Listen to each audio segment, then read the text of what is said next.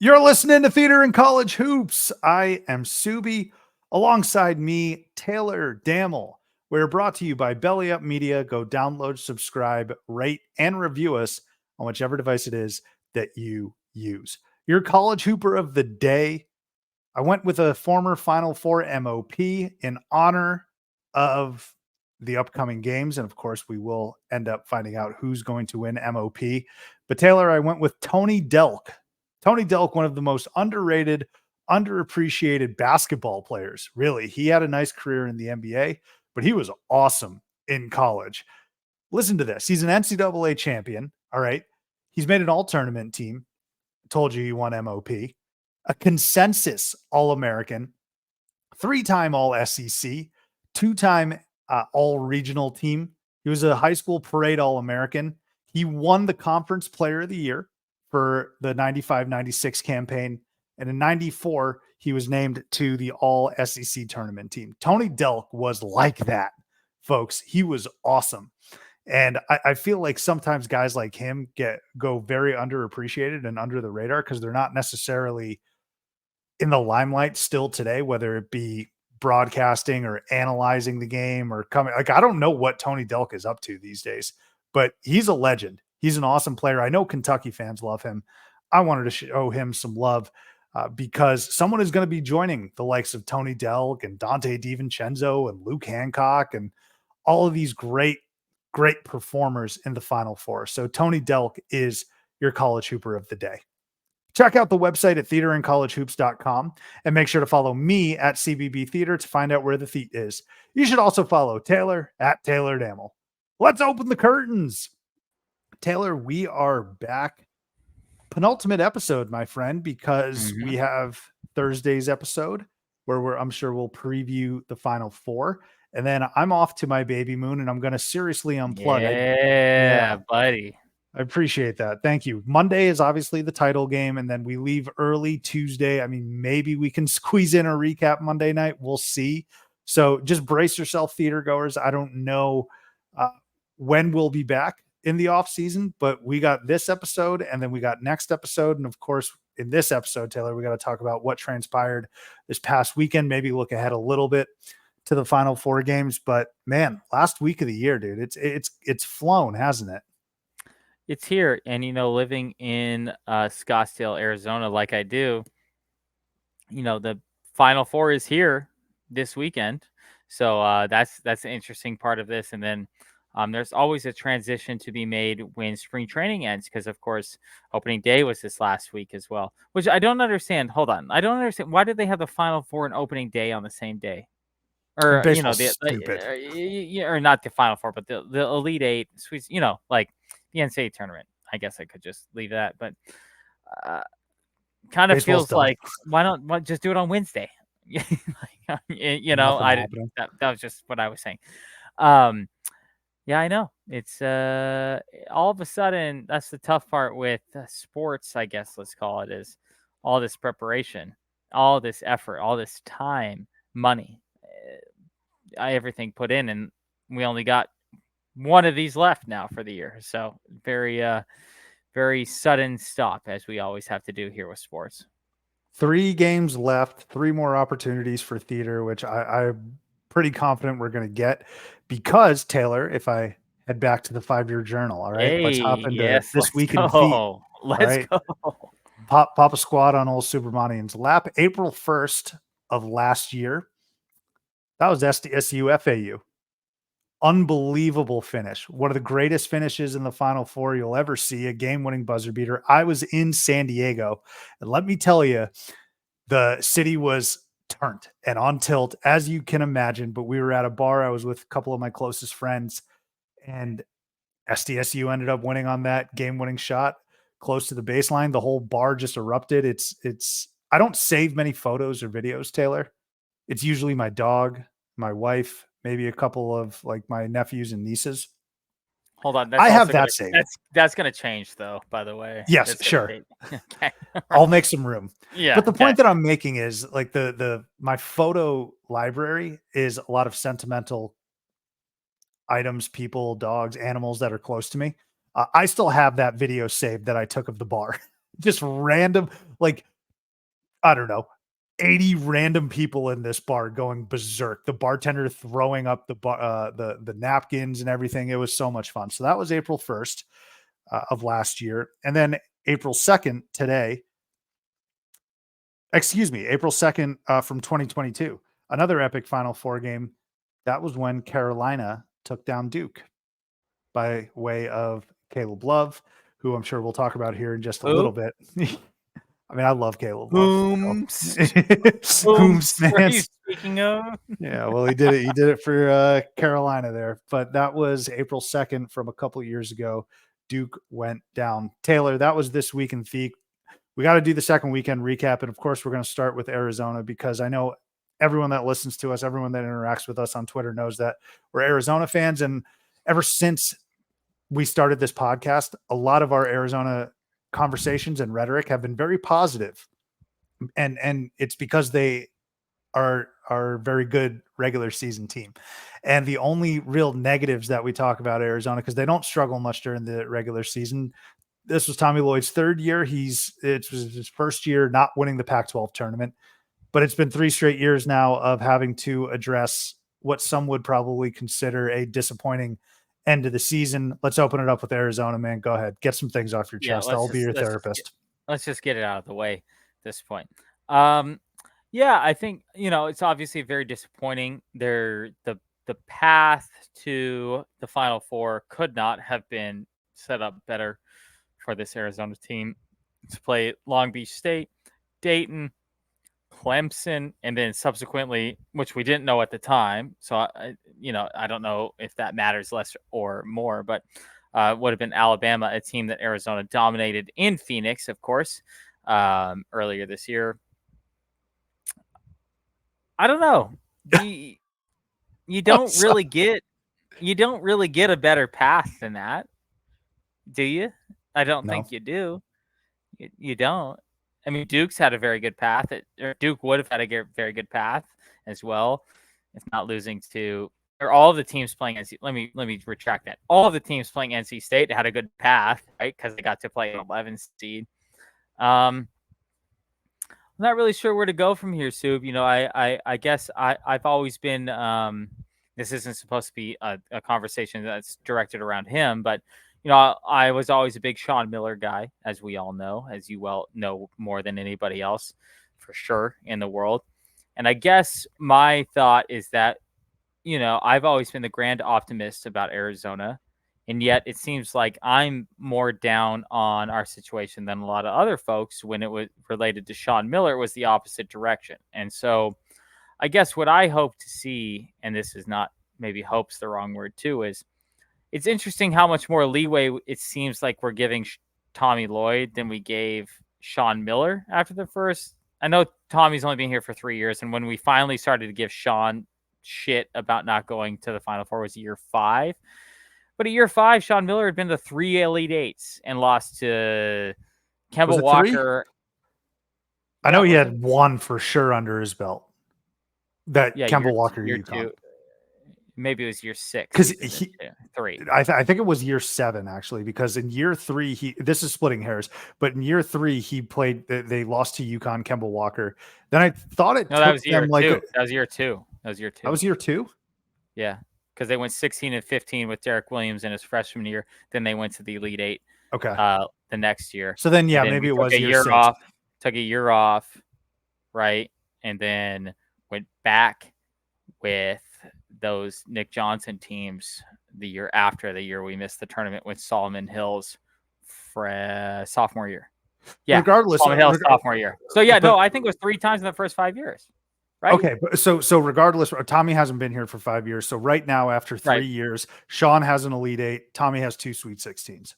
Right, but I think the point of this is that for some reason, and Sue, you and I are going to potentially argue about this, which would be cool. Is that you're always the guy that is that's a generalization.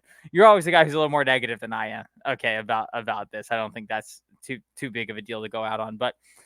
And this isn't towards you, but I just think it's interesting that we're giving Sean or Tommy a lot more leeway it feels like to me than we gave Sean for losing to Kemba Walker, who in hindsight everyone lost to, and then also, Frank Kaminsky, the National Player of the Year and a #1 Wisconsin team. Now, I get that some of these things are the same in terms of where we lost and all that type of stuff, but we lost to a #5 Houston, a #15 Princeton, and a #6 Clemson. In those days, we lost to Kemba Walker, and then the National Player of the Year, who was a 1 seed. Like, to me, it just seems like I know this isn't basketball analysis. I'm not sure anyone even gives a shit outside of you and me saying this, but to me, it seems like we're giving a lot more leeway to Tommy Lloyd than we gave to Sean Miller, when Sean Miller had to, in a lot of ways, rebuild the whole program from the bottom up. Tommy Lloyd had 4 NBA players on his first team that he had here at Arizona. This isn't a rebuild situation. Like, the MVP of the Rising All-Stars game was on his team the first year. And so I get we got leeway to give here. I understand that. And even I'll give some leeway to that Houston in the first year type of deal. I get that first year. I'll give you a little bit of credit for that. You cannot, as an Arizona basketball coach, lose to Princeton as a 2 seed and then back that up with losing in LA, where all the motherfuckers on the team, sorry, excuse me, excuse my French, are from. And then I don't get, and you lose to Clemson. Yeah. Yeah. Like, there's, to me, here's my thought is this. Okay. There were so many Sean Miller haters by the time that he was done, but that he really started to get shit by that second and third Elite Eight loss. Well, we haven't even gotten there at this point with Tommy Lloyd. So I'm not trying to hate on Tommy Lloyd. I like Tommy Lloyd. I think he's a great coach. I think we're going to get there, right? I just don't like the sentiment from Arizona fans where all of a sudden the coach before us sucked and we had to fire him, right? And that dude has, at this point, even though I know it's only 3 years, has shown that he has a propensity to coach a tournament team better than Tommy Lloyd does. And I'm not sure there's an argument to tell me that Tommy Lloyd is a better tournament coach than Sean Miller, because if you really, and I'll keep this short because I know we could wax poetically about this for about 7 consecutive hours, but days. Sean Miller's teams pre-second Wisconsin loss were totally different than post-second Wisconsin loss. I think we can all agree on that. He started to get a lot of pressure from the fan base. He started to get a lot of pressure from the boosters. Got a lot of pressure from the NCAA, which turned out to be for goddamn nothing, right? But so for those first 5 years of Sean Miller's Arizona career, 5 or 6, we'd have whatever we want to go back and check there. They were on the edge of getting to the Final Four 3 times, literally 1 shot away twice. And he was gifted with a gutted program where Russ Pennell was the coach, and they had 0 recruits. And in this situation, Russ went to a Sweet 16. Yeah, I'm trying to find. That's my boy. That's our boy. We all listen. This is a Russ Pennell podcast all the time, right? All the time. I'm just saying that I think that, like, and you'll agree with me for sure on this. Honeymoon is over for Tommy Lloyd. It's over. I mean, they've had 10 NBA players essentially in the last 3 years on this team, within this program. All the parts are there, and you can't even say this year that they didn't. And I know that some people are revisionist history saying, oh, well, this team did have flaws, whatever. It's like, well, Kashad Johnson and Caleb Love already led other teams to the Final Four, to the national championship game. So you can't even say that, like, oh, no, well, I don't know. They had to test. No, like, Caleb Love quite literally led a different team to the Final Four. So as the grand optimist, I'm the one that's going to actually push back on this and say, we got a problem here. And I think we got a real problem in terms of, I'm not saying that Tommy Lloyd can't, grow from this. But there's clearly a toughness and dedication to the cause maybe would be the way to put that. There's an unseriousness about this program that currently maybe that's the way to put it. There's an unseriousness about this program that currently is sitting within me. I think it's sitting within a lot of people, and it almost seems like you can just, like, under Tommy Lloyd, you can just go do whatever and whatever happens is fine. Like, there's got to be some what's the word I'm looking for here, Soup? Help me out. Some Accountability. accountability. Thank you. Yeah, like, you Yeah. can't just go do whatever. And I think the big thing, and I have this problem in my personal life, so maybe I understand a little bit because I'm always trying to be friends with everybody all the time. And I think Tommy Lloyd has a little bit of that too, where, like, okay, it's great that Caleb Love's your best friend, but it's not great if he goes 0 of 9 from 3 and it's just playing completely outside of the offense throughout a game. Yeah. There's got to be some kind of limitations here. So I'm kind of on a tangent. So take over from here and direct us, because I just feel like there's a lot of moving parts here. There's maybe not a direction, and we maybe need a little bit of a less buddy system and more of a, like, yo, we got something to accomplish here. Yeah. So let me unpack your answer for a little bit. First of all, I'm going to push back on, and maybe you specified this by saying Arizona fans are giving him more leeway. That could be true. Okay. Arizona fans compared to Sean Miller, they might be giving Tommy more leeway. I don't see it though with the rest of the country. Like, Tommy Lloyd got skewered after this game. He absolutely hang on. He absolutely got skewered. I saw when Shaka Smart and Marquette go down, I saw them be like, many people saying you can't blame Shaka. It was cold 3-point shooting. I didn't see that grace extended to Tommy Lloyd when Arizona made 5 threes. And that's what Clemson was doing. That was the recipe for success. Nobody shot well against them. And that was in the preview that I mentioned. Like, they got to start hot from 3, and they didn't. So I don't think Tommy Lloyd nationally is actually getting a lot of sympathy. Okay. From Arizona fans, though, maybe. My other point, though, Taylor, that I want to make between Miller and Lloyd, and this was what I had been saying all along when I was totally fine with moving on from Sean, and that is Elite 8 loss, Sweet 16 loss. It really doesn't mean anything to me. There is no difference to me. And I threw that out there and I said that, and now it's coming to fruition, and people are like, and you mentioned it. Yeah, he's been to 3 Elite 8s, did Sean. I don't care, man. I want to go to the Final Four. And, like, obviously you have a better chance of going to a Final Four if you're playing in an Elite 8 game. I understand that. And I understand who Sean went up against. And I've actually said I don't care about the UConn loss. I really don't.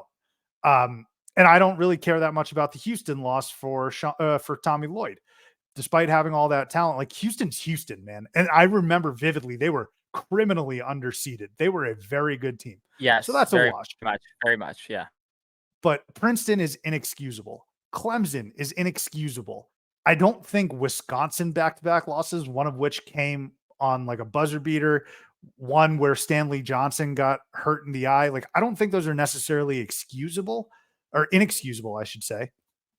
But you say to yourself, like, you should have been able to get over the hump. Like, I still thought those Arizona teams, and it should be noted what Brandon Ashley was out for one of those games as well. I think that's important to note also. So within 3 years, right, Taylor, Sean has took the program further for sure. And you know what? Sean in that Sweet 16 game beat Kyrie Irving and Duke. Tommy can't get it done. Hammered them. I agree. Tommy couldn't get it done against Clemson. So you look and you say, man, this team is such a buzzsaw in the regular season. The very last bit of hope I'm hanging on to, Taylor, and it's a stretch. I don't think it really matters, but I'm trying to do gymnastics here, is that maybe by moving to the Big 12, they'll be tested more. They're not, gone are the days of like fighting for a 1 seed, I think, for Arizona. Maybe I'm wrong, but I think they're more going to be landing in that 3 to 5 spot, which could be good. But playing in the Big 12 is going to help them long term, I think. In terms of tournament performance, like tournament coaching, for sure, Sean has shown that he's better than Tommy Lloyd. And the thing about Tommy that actually struck me a little bit in that Clemson game was he wasn't buddy in the round of 32 against Dayton. His boy that he brought over, Umar Ballo, that he's known longer than anyone on the roster, he yanked him because he couldn't defend the Deron Holmes pick and roll. He didn't play for 7 minutes. And for some reason, Kylan Boswell still played in that Sweet 16 game, who wasn't that good. Caleb Love, I'm fine with. Like you have to ride the Pac-12 Player of the Year. Like benching Caleb Love for me was just it wasn't an option. And if you're looking for someone to blame Caleb Love, I ain't the guy.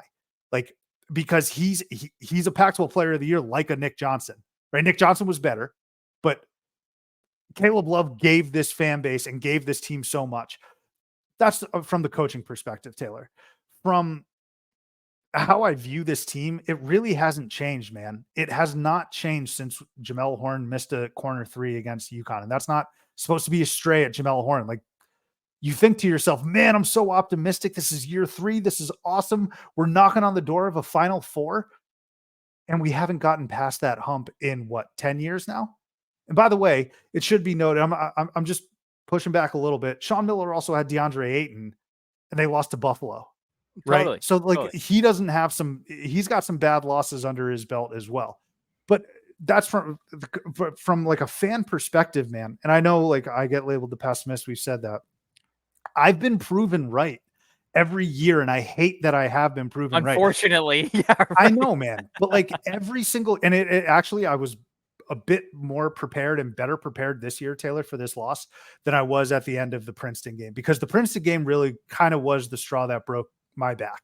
Yeah. I said, I can't believe in this team, no matter what. I can't believe in it. And everyone, they beat Duke. They beat Bama. They beat Michigan State. Like they tested themselves out of conference and they won. Bama tested themselves too, but they didn't win. And look where the hell they're at. Right. Everyone was telling me the roster is there. And I agreed with that. You mentioned Caleb and Keshad. Umar's been to a Final Four and was on that bench at Gonzaga that lost to Baylor. So was Tommy Lloyd. Like the experience was there and the talent was there. And so but still like it's not an X's and O's thing. It's not a paper thing, Taylor. This team hasn't been there in 22 years. And every single year during the regular season, we see these graphics, Taylor, of, hey, here are the 10 most successful regular season teams, or these are the only 5 teams that do X, Y, and Z, or these are the only 8 teams that have done, accomplished so on and so forth. And Arizona's always on those lists. They're always on the top 10 every time. But every single other program has been to a Final Four since after you had to take your shoes off in TSA. All right. Arizona has even Purdue now. Yeah. Purdue has broken it. So my point, Taylor, the high overarching thing, I appreciate bringing up Tommy Lloyd versus Sean Miller, and that's interesting for sure. And the honeymoon is over, man, for sure. Like I tweeted this, like Tommy's gonna feel pressure now. It's not hot seat. You don't fire a coach like that. But there's poignant pressure on him now. But as it relates to being a fan, call me whatever the hell you want. I'm a bad fan. I'm a pessimist. I'm this, I'm that. Fine. I can deal with it. I will never believe they can do it until they do it. There will never be, because Taylor, they've done it. They've come up short no matter the seed. They've come up short no matter the path. They've come up short no matter the personnel. They've come up short no matter where they're playing. Los Angeles to get to Phoenix. This is the second time, by the way, that they've blown an opportunity to go to Phoenix for the Final Four in the Sweet 16 against an inferior opponent. It happened last time in 2017 against Xavier, which I said this game kind of reminded me of entering. They did it again. Point blank period. I'm never going to believe them until they actually do it. Yeah, it's unfortunate that you have gotten into my mind so much that I'm starting to become more of a pessimist than an optimist here. So I hate that it's broken you. I can tell that it's working. It is. It has broken me. It's really sad. Broken me because I have always been the grand optimist and I mean, we don't have to make this whole podcast about Arizona. We could do an entire podcast about just Sean Miller versus Tommy Lloyd at this point, I think. Mm-hmm. If you really want to deep dive into it, I think you would still agree with this. Sean there was a lot of pressure put on Sean after that third Elite Eight loss, that his coaching style, recruiting style vehemently changed after that second Wisconsin loss. We were always like the defensive. We were Virginia. Arizona was Virginia, a more athletic Virginia before Tony Bennett took over at Virginia. I don't think that's a crazy thing to say. No. We were the Aaron Gordon Rondé Hollis Jefferson, Nick Johnson, like Zeus. athletic, but also offensively talented Yep. version of Virginia, because they both play the same pack line defense. Tony Bennett and Sean Miller from this kind of cut from the same cloth type of deal there. A lot of pressure from Arizona fan base, a lot of pressure from the NCAA over years, which ended up being for nothing. Sean Miller had a lot to deal with, and I think that there's a whole deal to unpack from that about why Sean Miller's tenure at Arizona ended how it did. I still say unrightfully so. And, I think that if you look at Tommy Lloyd now, I think that he has tried to take culture from Gonzaga, which is a top 15 basketball school in the country at this point. But I'm not sure that necessarily applies to Arizona. I'm not sure the Euro soft is certainly not going to apply next year. Next year is going to be a big year for Tommy Lloyd, like you said. This Euro soft, half the players being from Eastern Europe, I don't think it's going to work in the Big 12. It's certainly not working out anywhere outside of the Pac-12, and that's gone away. And so I'm very interested to see how Tommy Lloyd responds to this.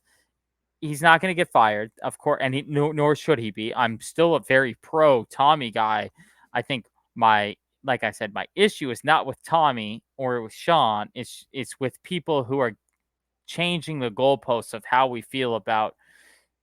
And if we drop this back a few years, that's what happens when you follow the legend. It's what happens when you follow a Bill Belichick in New England. It's what happens when you follow a Vince Lombardi in Green Bay. Like, that next person is always going to be hyper scrutinized compared to the next guy, right? And so I think that Tommy Lloyd is actually benefiting from that in this situation, because he didn't have to be the next guy, right? And he's more like Lude. He's likable. He's in the community. He's out and running. He's all this, whatever. But it's over now. Like, it's time. It's time now. And I think the timing couldn't be worse, if I may, for Tommy Lloyd, because his three best opportunities probably to make the Final Four were probably the last 3 years, because now he's going to have to enter the Big 12, the far and away best basketball conference in America. The entirety of Arizona's starting lineup is likely to be different next year. A guy that I will admit that I was, I guess, wrong about now was Kylan Boswell, even though he looked like literally the best point guard in the country for the first month of the season. He's completely worthless at this point. Jaden Bradley's clearly the starting point guard for next year. I don't know. This is going to be a not seminal or not foundational, because we're 4 years into it now, but it's going to be the studs of the wall that let's say of the Arizona basketball program coming up this year. Because if Tommy can't perform this year, and we got to start from the bottom, not from the bottom, but Houston's a better program than Arizona is right now. Kansas is Kansas, and so they're going to be right there. Baylor's right there. There's going to be a lot more. You can't just hang back and be like, oh yeah, no matter what we do next year, we're going to be the best program in the conference. That doesn't last anymore, and they're going to have to get a hell of a lot tougher to compare or to compete with a Houston and a Baylor and a Kansas and a TCU and all these guys on a day in, day out basis. So I don't want to say that I'm turned off necessarily or feel terrible about the program, but if this was going to be their best opportunity, probably of a 2 or 3 year span, to get to the Final Four, especially where they were playing and who they were playing and where the Final Four was. These are just things. And I will say one more thing, Sue, before you take over here. I'm a little bit of a dream of destiny type of guy, I guess. Let's put it that way. You just don't get that many opportunities to play a Final Four in your home state where all of your fan base is at. And when those things don't come to fruition, like they did with the DeAndre Ayton team and with this team as well, it legitimately pains me, like actually pains me. It's the only thing I can't separate from in my fanhood from real life is that you just don't get these opportunities to play Final Fours in your home state as a not as like a 12 seed, like a Grand Canyon doesn't like, okay, yeah, Grand Canyon, you could say has the same argument, right? But they were never going to go do anything, right? It's Arizona basketball, Final Four in Phoenix. We don't know when this is going to happen again now. The opportunity that's lost there is, to me, big. It's huge. It's your fan base could be completely re-energized after a 20, like you said, a 24-year, 23-year gap between Final Fours to come play a Final Four in Phoenix in your home state. You could have run the entire state for the rest of time. You could have done that in 2017. You could have done that today. I hate the missed opportunity thing. Maybe I know that's maybe I put more into that than most people do, but that missed opportunity situation is just it just irks me so Yeah. badly. No, I get it. It irks me too.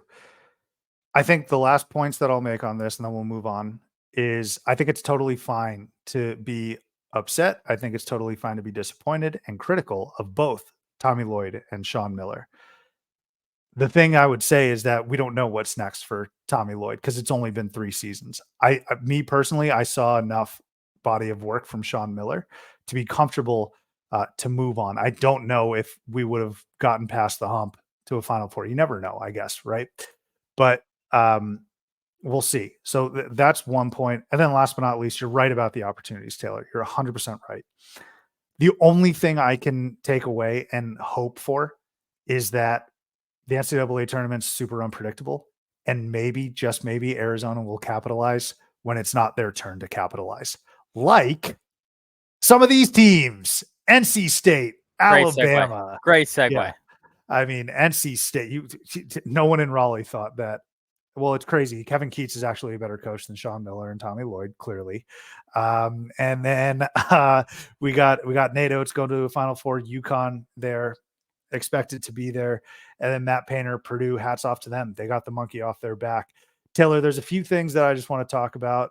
It's like high level. I was going through some of my tweets after the Sweet 16 Elite Eight games. First of all, good Lord, UConn 30-0 run. I mean, my God, I was telling Rachel, I was like, yeah, we'll go out to dinner, grab a bite to eat after this UConn Illinois game.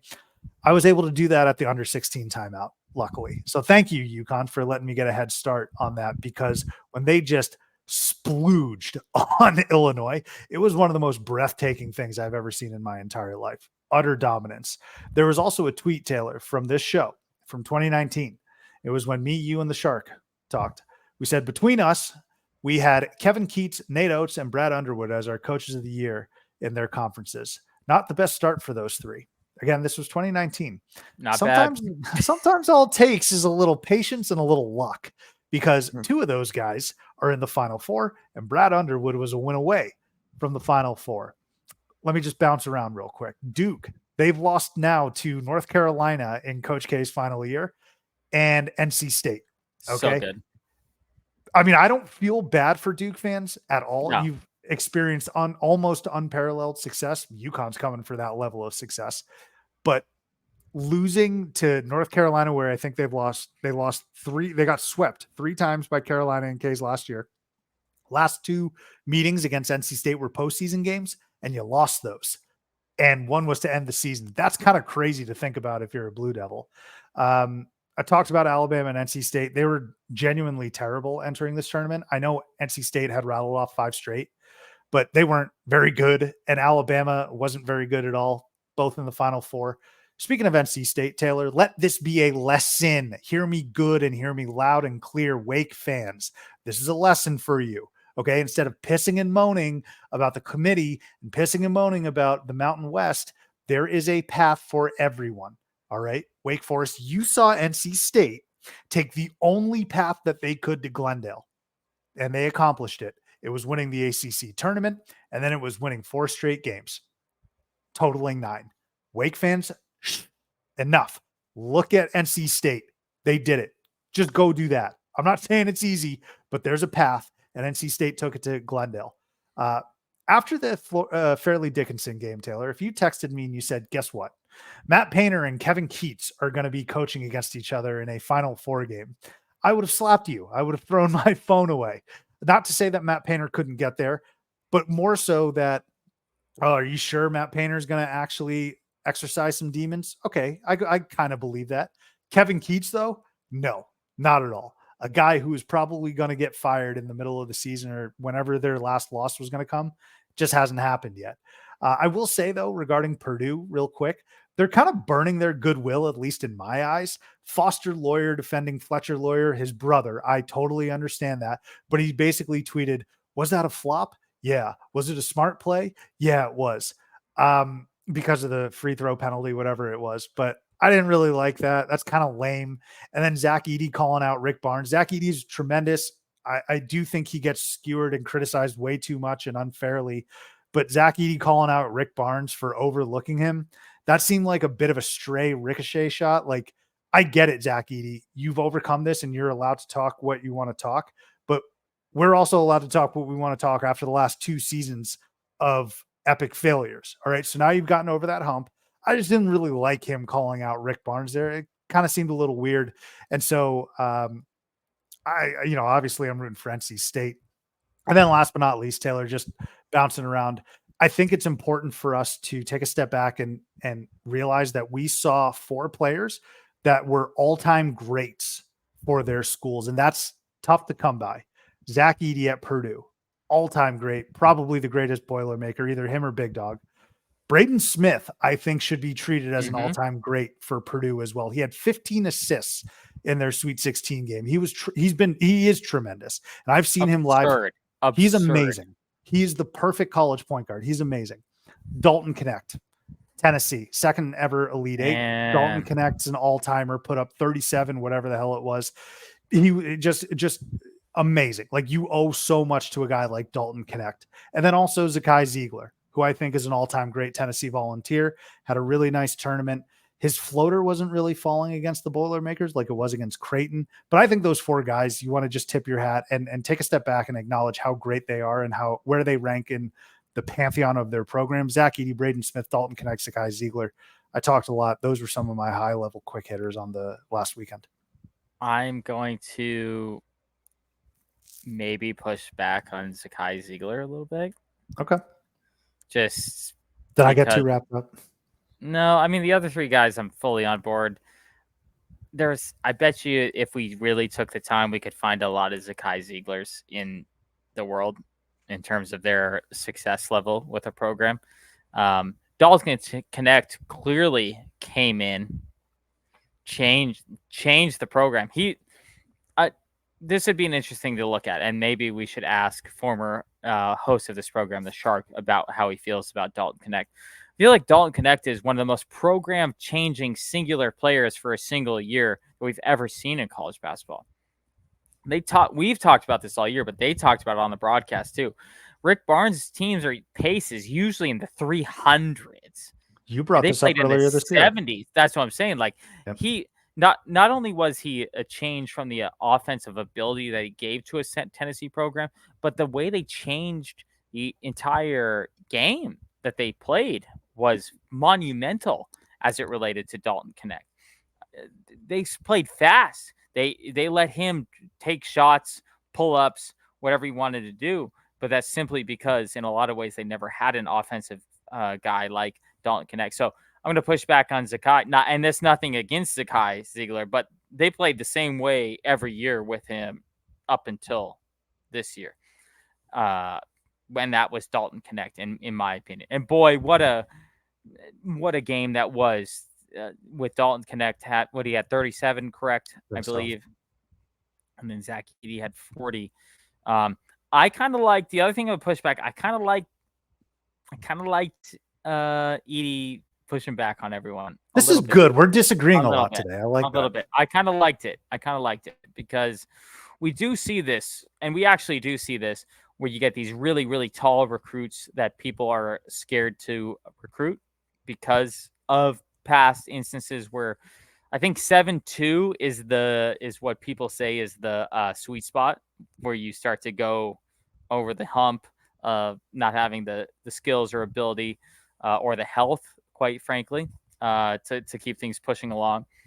A guy like Victor Wembanyama is obviously a complete unicorn at 7'4", but Edie is probably he's probably better at a lot of things than people give him credit for. He's just given the fact of who we've seen at that height in our history of college basketball, right? Is he a stiff? Yes, maybe, but not nearly as much as some of the other extremely tall guys we've seen. I mean, look at one of the not seminal, but it was the penultimate possession of that game that he blocked Dalton Connect. And he had to slide. He had to play defense. It's not like he was just in position. And so I'm not saying he's, an extreme freak athlete by any means, but he's a little more athletic than I think people give him credit for. And Painter said it best when he said, I thought he was going to get 50 at one point this year. He had 40 in that game, missed a lot of free throws, which was actually surprising considering how good of a free throw shooter that he is. And that's maybe one of the problems, at least in my discussions with people. One of the problems we see when people only start watching games in the Elite Eight. Well, yeah, big guy's going to miss the free throws. And it's like, no, he's like maybe their best free throw shooter. Not best, but like he's not like 75%. He's not bad. Yeah, he's not. No. He's 75 is very good. He's better very than good. Omar Ballo. Better than a lot of folks too. But yeah, I know that you have a little more. I don't want to say dislike, but maybe less of a excitement about Purdue being in the Final Four. It's not that. I don't know if it's that, Taylor. I think what Purdue has done, their story is tremendous. Unbelievable comeback story. It's really terrific. And Zach Edey, I'm a Zach Edey supporter, proponent. He's going to win 2-time back-to-back National Player of the Year. He's Clearly, amazing. Yeah.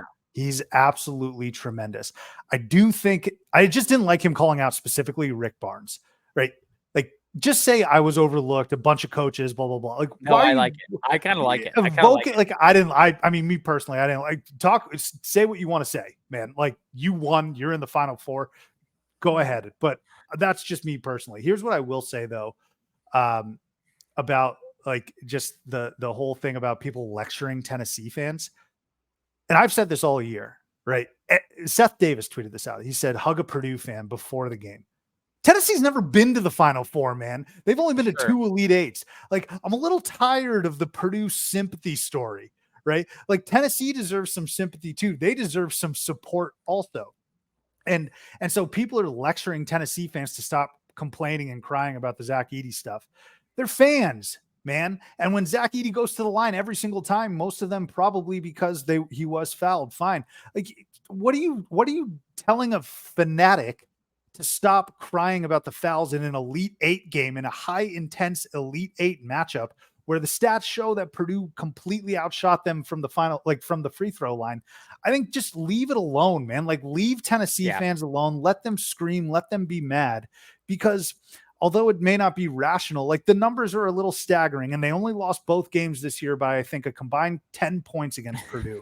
Right. I just like, what are you trying to lecture Tennessee fans for? Just leave them alone, man. Like, I feel bad for Tennessee fans. Yeah, that is true. Tennessee has become probably, and I was just reading an article. I know it was just Bleacher Report, so it could be anything, but I truly thought that I was in agreement with it. That Tennessee has become like a top 15, top 10 basketball job in the country. Not program as it relates to history, but like the current projection of the job. And I thought that was really interesting because they're right they're right there, and they have been right there forever now at this point. And it's probably still a better job than Purdue is. I don't know, in terms of like the fan base. I shouldn't start with the fan base. I shouldn't start with the fan base. Excuse me. I shouldn't start with fan base. The money and the facilities behind it, and then the fan base support of that is maybe equal, but there's money involved, obviously. I'm just not sure what Tennessee. This is going to be the problem. I'm not sure what Tennessee is going to need. It's a little bit like the Arizona discussion. What is this team going to need that it hasn't already had to get it over the hump? I'm not I think sure. it's similar with the Arizona discussion in the sense that like an opportunity, and it sucks because you again went up like you knew this was going to happen in the bracket. You'd have to go through Purdue at some point to go to the Final Four. Sure. A two-time National Player of the Year, a Big Ten like a regular season champion, awesome program, right? But in terms of the opportunity, Taylor, Dalton Connects don't come along every single year, No, and no, that's what no. sucks for Tennessee fans. They're like, Exactly. why did we have to get paired? Because that's a Tennessee is a Final Four worthy team. Like Arizona's not a Final Four worthy team. Sorry, based on their performance in the tournament. Not this year for sure. Yeah. Tennessee was, and I promise you, if they draw anyone else outside of maybe UConn, Yep. probably get there. And so the opportunity is like, man, we had such a great year, and then it's like, oh shoot, how the hell do we even come close to replacing Dalton Connect? I don't think you do. Well, and it's not even just replacing Dalton Connect. That whole team's gone. Yeah. That whole team is gone. Same thing with Creighton, like their core. No, I know. It's probably gone. it's Josiah Jordan James. The last time I'll ever have to say his name on this program. Zakai is gone. Vescovy, who actually hit some shots in that game, is gone. Dalton Connect is gone. Zakai Ziegler is gone. I mean, I know Arizona's in the same boat too. Like they're gonna have to replace their entire starting five as well, potentially. But boy, that Tennessee team, and I'm not saying they can't be as good because Rick Barnes is a wonderful, great coach. They have a great program with great funding and fan base, but it's hard to replace your entire starting five and play in a conference like the SEC. I think I just feel unfortunately that they may have missed their 5-year. I mean, they've had about maybe five. Tennessee Yeah, 5, fans 6 years. should check me on this, but at least 4. They've had a 4-year window where this was the window. This was the window, and I'm not saying they can't get back there, and they could get back there this year. Obviously, transfer portal, NIL, all that type stuff has completely conflicted how we feel about the next year coming up. But those guys, like a Vescovy, like a Triple J, like a Zakai, this was the time they finally got their offensive powerhouse to come in with them that quite literally made up for all of their deficiencies on the offensive side of the basketball. Still couldn't push through. If they had played in the West against Alabama or Clemson or whoever, Alabama or whoever the hell was over there after I stopped watching the West, they'd run through that. Like imagine if they played NC State to get to the Final Four. They'd have smoked them. Unfortunate times for Tennessee because they were, as we've talked about all year, well inside the top 5 basketball teams in the country. They just happened to play the second best team in the country. Team like Arizona, just because we said it, just because we've been talking about it, didn't play anyone nearly with the potential that a team like Tennessee played. And yet here we are all sitting here together watching these teams battle it out for the Final Four. Yeah, not only watching them, but I mean, you go back to the Sweet 16 game, Tennessee beat Creighton, right? Like that's a great that game win. was sick too. That game, yeah. Think of the path that Tennessee had versus Arizona had. Tennessee had to play national champion contenders all the way. Yes. Well, not all the way. At least for the second 2 rounds. Yeah, I mean that's when things get hard, right? And so you say to yourself, "Hey, man, that's when things get hard," and you're like, "Oh, Clemson." That should not be hard. I can credit Clemson. They're tremendous. Great run. But no, like at some point you just have to be a realist in it. And so, yeah, you're right. And what's tough for Tennessee, just a few other notes on last weekend. They got to look over and see Bama in the Final Four. And Alabama has just been shooting the lights out. It's crazy, though. Here's what I will say about Clemson, and this might be salty. Crazy what happens when Clemson runs into a team that doesn't shoot like Sandy Lyle from 3. All right. Bama, one of the best offenses in the entire country. And I thought Nick Pringle, obviously Mark Sears has been tremendous, but Nick Pringle was the difference maker in that win over Clemson. That was a lot of fun. And so credit to Nate Oates. Like Nate Oates is an unbelievable coach. He's kind of stamped now, Taylor. What he's done at Alabama, you talk about completely getting this program to heights they've never seen. Nate Oates had a plan coming in and he's executed on it. They were the number 1 overall seed last year. He's starting to put guys into the NBA, and now they're making Final Four runs. Like, this is a giant that could be taking over, to be truthful with you, Taylor. Those are the 3 big things, right? You win a lot of regular season games, you have postseason success, and you can tell players and recruits, I can get you to the league. I can put you in the NBA like Herb Jones. I can get you to the league like Brandon Miller. Okay. Like, this is a good thing for Bama. And I just think I will say it's bullshit that that fan base loses a legend in Nick Saban after a playoff berth that some would say that they got lucky to even be in. And then a couple months later, they're in the Final Four competing for a national championship. Real tough shit down there in Tuscaloosa. It's got to be a tough life. Listen, Sub, you can even be actively involved in a homicide and still make the league and the Final Four if you go to Alabama. Okay, Yeah. That's where we're at this point. No, I also, was that a Sandy Lyle Masters reference you just made? No, that was a Along Came Polly reference. Okay. Sandy Lyle, Philip Seymour Hoffman, RIP, couldn't make a shot. Yeah. Just wanted to make sure that with Masters week coming up next week, we mix that in. No, it's Sue, let me ask you a question. If you were to take Marquette, Alabama, or Iowa State from here on out, where would you go with it? You nailed it, man. Roll Tide Taylor. That was the only thing that I got right for the whole year. Oh, you got it. Basketball. Which was not even, I didn't even have that in my bracket by any means. Also, we don't need to talk about a bracket. But my bracket is notable in the sense that it is the actual 50th percentile. I think which means I don't know shit compared to the actual regular, totally, completely average person in America. I know that our listeners probably have understood that at this point, but I'm just making sure that we all realize that reference. Everything we say, Taylor, everything we say is a literal coin flip. Yeah, could be right, could be wrong. So dumb. No, I mean, I'm extremely impressed with Alabama, though. I mean, I know that they didn't have the toughest path either, well, I shouldn't say that. They didn't have the toughest Elite Eight test that we're talking about here. Fully expected Alabama to win that game against Clemson, but they showed that they had the potential for much of the year. And I said this on the last episode. I'm going to say this again. It really does go to show, in my opinion, how important it is to schedule that many tough out-of-conference teams in the pre-January 1st schedule, because these guys have just rolled. There's no stress. There's no worry. No big deal. They're just cruising. They beat.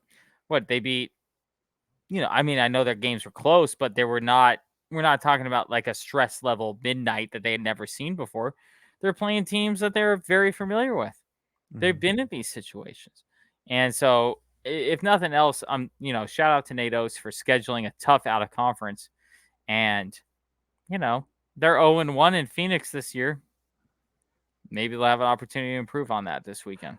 Hey, shout out to Grant Nelson. Last episode, we talked about how he's been kind of underwhelming. I'm gonna dive into this. You and I, absolutely. I'm gonna say this. Put the beeper on. Note this where we have to put the cuss beeper on. We absolutely fucking nailed the Grant Nelson take on the last episode. Mm-hmm. You and I both did. We said, "Yo, if this guy can play like the player that we expected him to be, Alabama will win this game." And that's exactly that.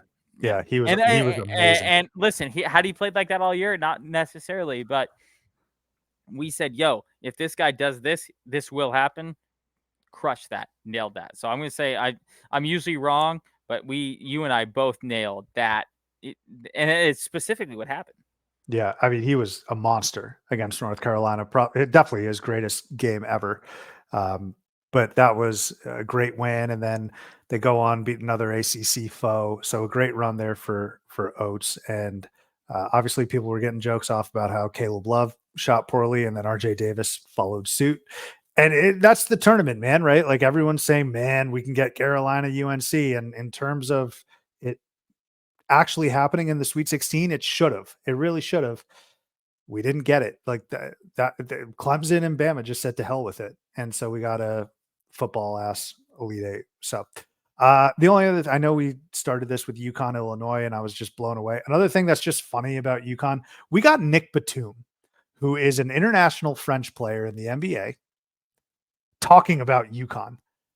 NBA players rarely tweet about college basketball, and I'm talking about those that have played the college game. Nick Batum is an international guy who probably does not give two squats about the college game. And UConn is performing at such an elite level that he's tweeting about them. And UConn is making me have discussions and and we should be having discussions around like people were having around the Warriors. Are they ruining the sport?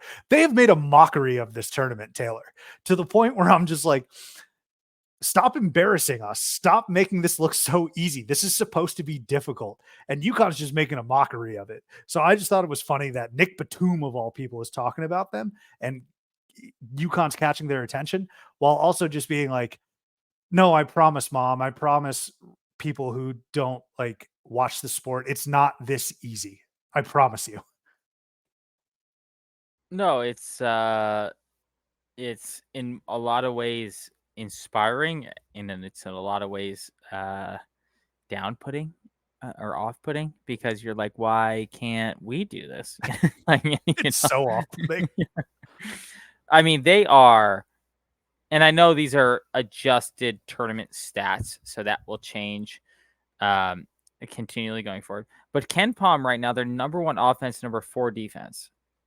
There's a very legitimate possibility they get to number 1. If they win the national championship, they'll be 1-1 in both.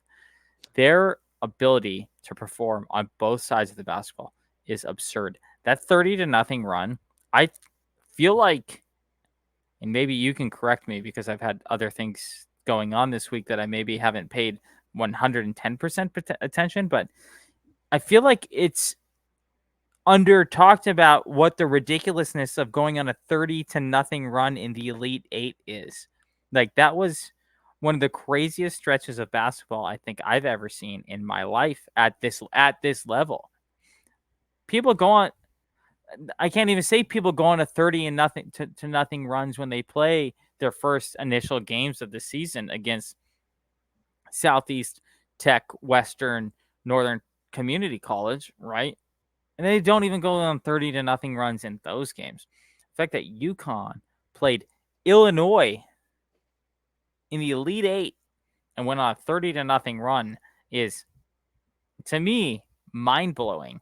And I say that quite specifically. It is absurd that UConn went on a 30-0 run in an Elite Eight game. I feel like that's just an under talked. Like, has this been talked about enough? Tell me if I'm wrong. I don't feel like it's been talked about enough. What an incredible stretch of basketball. Only took 5 minutes. Like, it wasn't like across a half.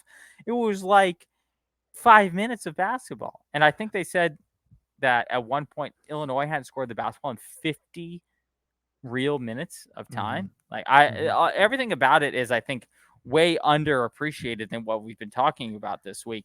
I just think it's absurd that a team scored 30 whole American points in a 30-0 run in the Elite Eight. So I think during the moment it was happening, Twitter was popping off. People were going crazy. Like, oh my gosh. In terms of what's happened afterwards, yeah, maybe not. And I thought in the moment it got its just due. But maybe I'm underselling it still, Taylor. Like, you're right. This is unfathomable. It's honestly preposterous. And the most impressive part, you mentioned a little bit, it was in the Elite Eight. These are high level, high stress situations. It was against the number 1 offense in the country, at least coming into the game. I think Illinois was. So the most impressive part, really, when you combine those two, is that it wasn't the 30 points in my estimation, Taylor. It was the 0 points that they allowed. And they weren't fouling. They were turning them over. They were running out. Like, how many times do you see, okay, man, guys, we're doing a great job of turning them over. We're doing a great job of playing defense. We just got to convert on those points. They played perfect basketball, Taylor, like perfect. And Danny Hurley, who is the biggest curmudgeon ever, I want someone to ask him during that 30-0 run, was there anything he could have improved upon? And if he provided an answer, I'd call him a BS liar. There's nothing UConn could have done better. And they just absolutely throttled Illinois. UConn, I've been saying it, man, they're a serious business, Taylor. They are a serious. Elite Eight, nerves, travel, which they haven't really had to deal with, but overinflated basketballs, rims, the nets, none of that matters, bro. Nothing, none, kaput. Nothing matters. They are a real life Fortune 5, like what's his name? Rothstein always used to say Villanova's a Fortune 500 company. I actually think UConn's way more fitting of that moniker. Mm-hmm. And then just the last thing, Brad Underwood, I love you. Illinois, I love you. Great season. You should have switched up the game plan. Stop going at Donovan Clingan. At least give yourself a chance.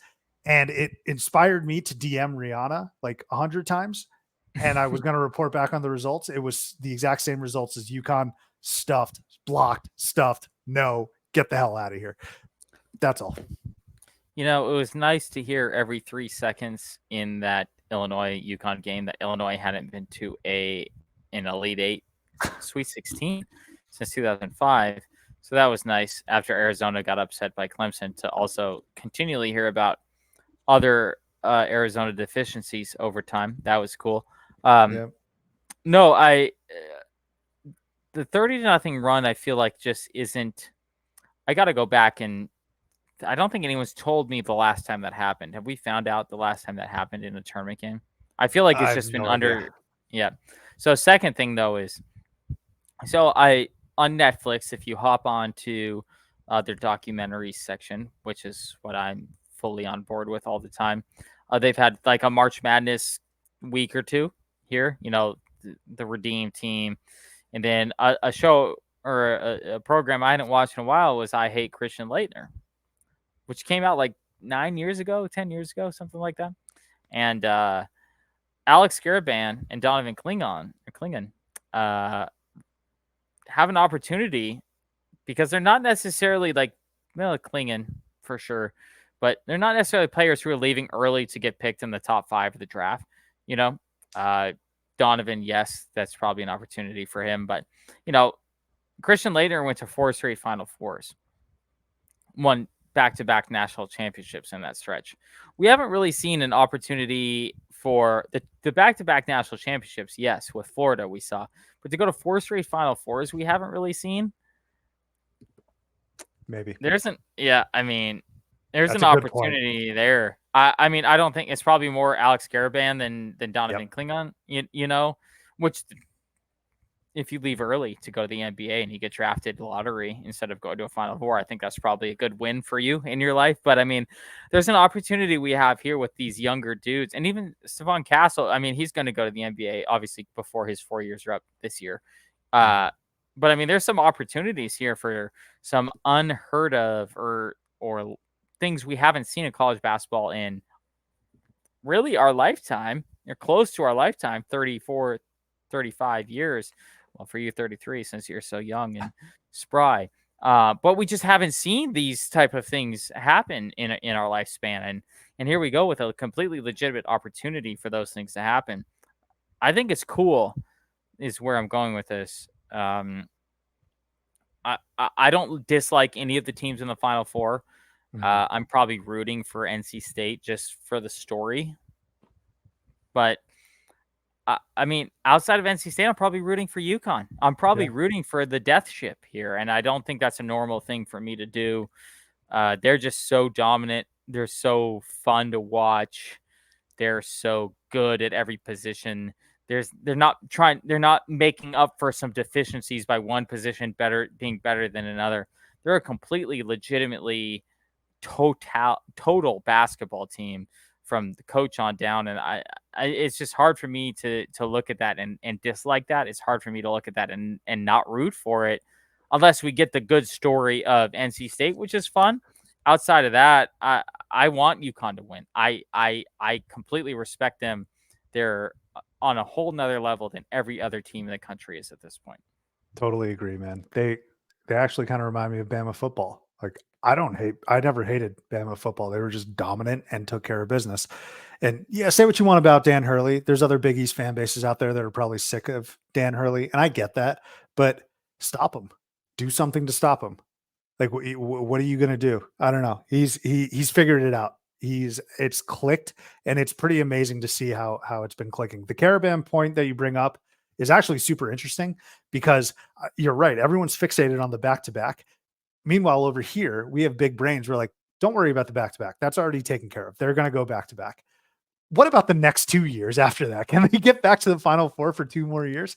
It's a possibility.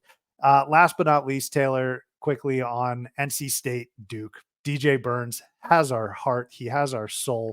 What a performance, though, for real. Like, I know everyone's saying this is crazy. I can't fathom it. Don't get me wrong. But they shut the Blue Devils down in the second half. They played amazing defense.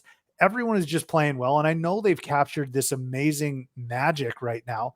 But DJ Burns is legitimately awesome. And I already brought up Nick Batum talking about UConn. Nikola Jokic was late to a presser because he wanted to watch DJ Burns. How cool is that?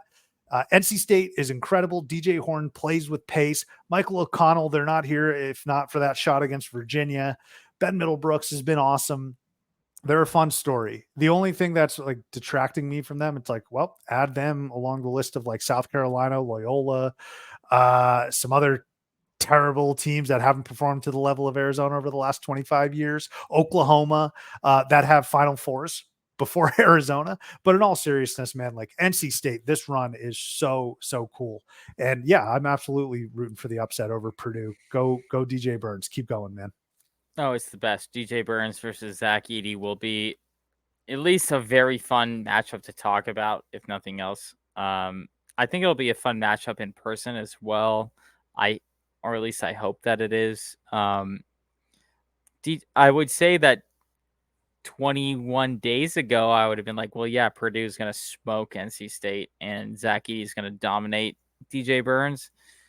Today, I'm not going to say that, nor will I say that in 2 days. Nor will I say that in 2 days when we preview these games. There's such a fun story, though.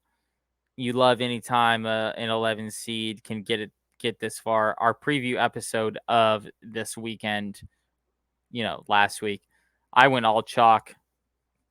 Smart on my part, considering I got none of them correct, pretty much other than Purdue and UConn in that situation. But the great part about a guy like DJ Burns is that he embraces the role he plays in our lives, right? Like he's playing a role in our lives, and he is totally hamming it up.